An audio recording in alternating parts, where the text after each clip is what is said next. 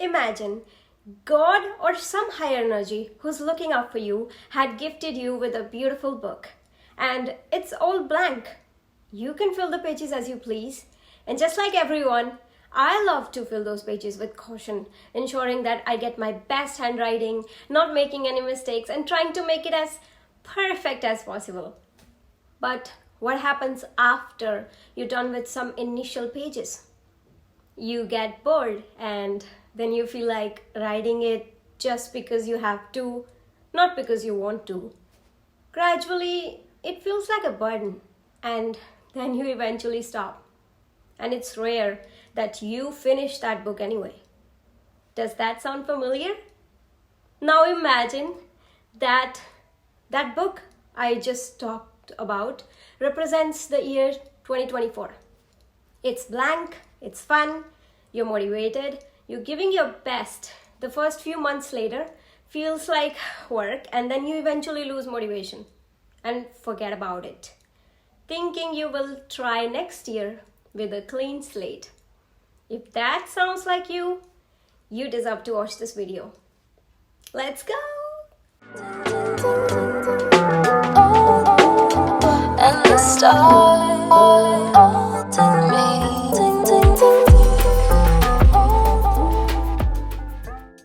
Hello and welcome to my channel. Let's talk about how you can make 2024 the best year ever. Yes, we have a lot going on in our minds. We have really great memories to remember this 2023. And just so you know, just please comment down your favorite thing about this year before we move on to a whole new chapter of our life. Because the more grateful you are for what you have, the more you will get to be thankful for. For me, the best thing ever happened in 2023 was to have enough guts to finally have this YouTube channel. I was planning it from so many years, but I always had something going on in my life that's holding me back somehow.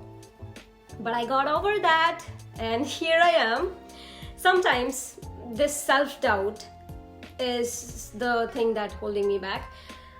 I needed some time to write my book as well, beside the self-doubt. It took me a while, but finally I'm happy that everything happened at the divine timing. Even though it's December, but it still counts as not breaking my promise, like technically it doesn't, right? So if you have watched my previous video where I have talked about the importance of setting clear goals and achieving them with consistency, then how important it is to see the big picture before we even begin. If you still haven't already, you can find that in my description. Go and check that as well. It's really helpful. But okay, let's begin then. But before we do anything, here's a tip. Just please reflect on your past year. Anyway, before you set any goals, please reflect back to the year and see what worked for you and what didn't. This could really help in getting to know yourself better. Sometimes the answer is right there in front of you and we just don't see it. So by reflecting back to this year, you can understand the patterns that follow your life. For example, how you promised yourself to learn to play guitar this year, but you couldn't get it done somehow. Was it due to poor planning, or because you were busy somewhere else, or you simply didn't feel like it? It happens to everyone. So in the book, The Atomic Habits by James Clear, I recently read this. So the author talks about reducing the friction between you and the goal. Such as, if you want to learn to play guitar, here's what you can do to actually make this a habit. Point number 1, make it visible and accessible.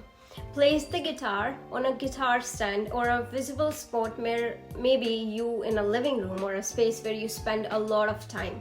Having it readily available eliminates the barrier of having to dig it out of a cupboard or a case.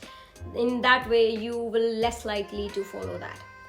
Secondly, reduce the friction. Keep the guitar tuned and ready to play. This reduces the effort required to start practicing. Additionally, have a comfortable chair nearby, just like this one, and that encourages you to sit and practice immediately without hesitation. So make it like easier as possible. Third, eliminate steps. Simplify the process rather than cleaning and placing it back in the case or the bag. After every session, have a designated spot for the guitar on the stand, and this reduces the steps needed to start playing and prevents the cleanup process or those extra steps that nobody likes. And lastly, establish a routine. Allocate a specific time in your day to practice. This routine creates a clear habit loop. See guitar, feel it, encouraged by it, practice daily, play, enjoy, and repeat. Okay, now that we have implemented habits, let me tell you how you can use it in your life. So just like you can use this habit to form something, you can also use it to eliminate something that you don't like. Like if you want to stop the habit of using social media too much, you use your apps too much, so you can just simply log out of the apps right after you use them, and then you can come back. So you have to log in again by typing the password manually. This will increase the friction between you and the apps. This way you will less likely to bother typing your password to gain that access to the application. In that case, you will only do it when it's absolutely necessary, and you won't just go back checking your phone every once in a while, just like we do every day. I'm guilty. So the trick is simple.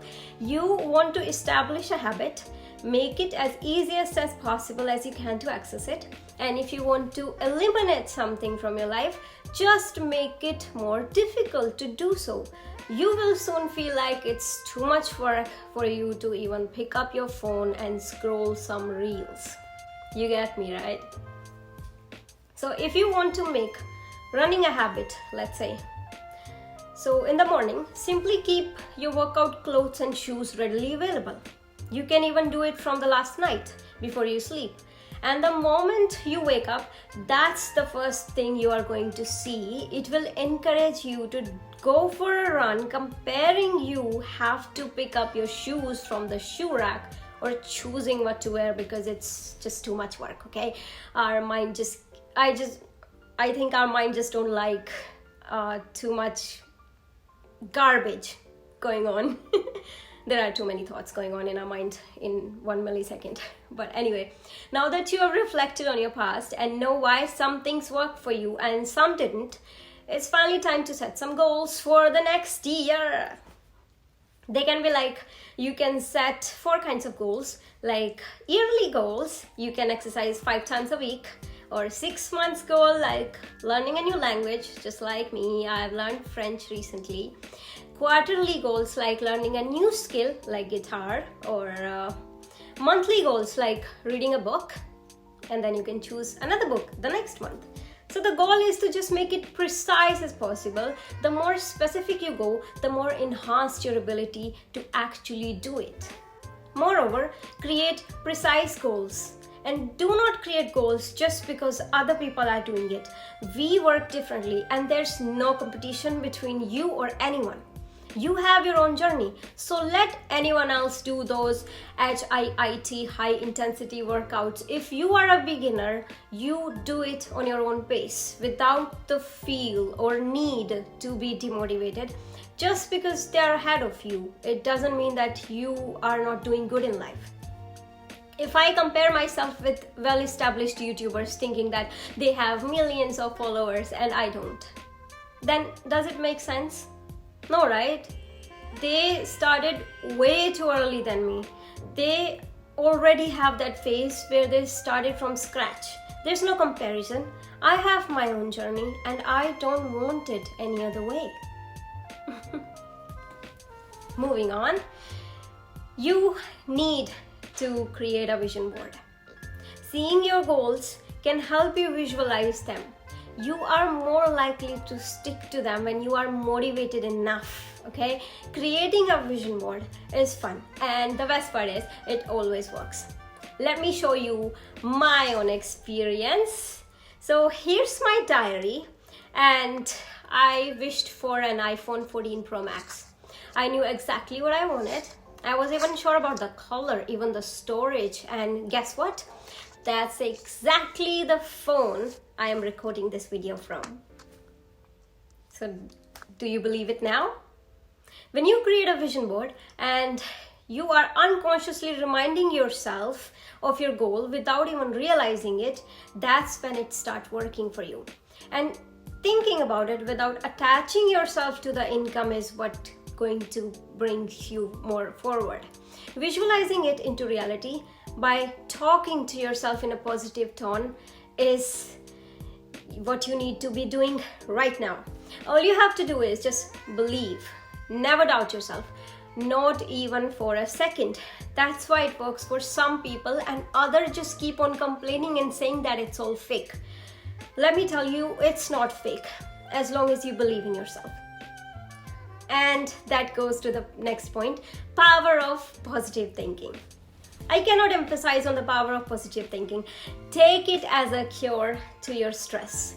When you overthink about the situations, you are literally living in your mind twice. One in your brain and other when it actually happens or it doesn't even happen. Most of the things that we are afraid of might actually never happen. But we are living in our brains and getting stressed over something that doesn't even exist or if it never even happened yet. You just need a positive attitude and outlook on your life.